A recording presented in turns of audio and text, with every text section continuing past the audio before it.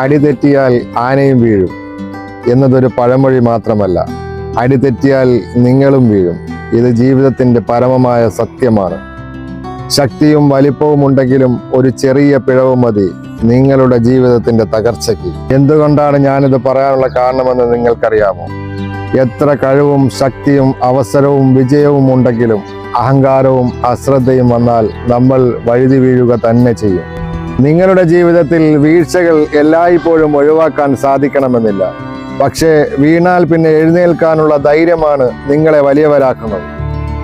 ഓരോ തെറ്റും ഓരോ പാഠമായി സ്വീകരിച്ച് അതിൽ നിന്ന് പഠിച്ചു മുന്നേറുക, അതാണ് വിജയത്തിലേക്കുള്ള യഥാർത്ഥ വഴി. അതിനാൽ വിജയത്തിൽ അഭിമാനം കൊണ്ട് മയങ്ങാതെ, ശക്തിയിലും വിജയത്തിലും ആശ്രയിക്കാതെ ഓരോ ചുവടും സൂക്ഷ്മമായി വെക്കുക. വിനയത്തോടെയും ജാഗ്രതയോടെയും മുന്നോട്ട് നീങ്ങണം. അതുകൊണ്ട് വിനയത്തോടെ മുന്നോട്ട് പോവുകയും ഓരോ ചുവടും സൂക്ഷ്മമായി എടുക്കുകയും ചെയ്യണം. വീഴ്ചകൾ വന്നാൽ അത് പാഠമാക്കി വീണ്ടും ഉയരുക. വീഴ്ചയിൽ നിന്ന് എഴുന്നേൽക്കുന്നവനാണ് യഥാർത്ഥ വിജയി. വീണ്ടും കാണാം.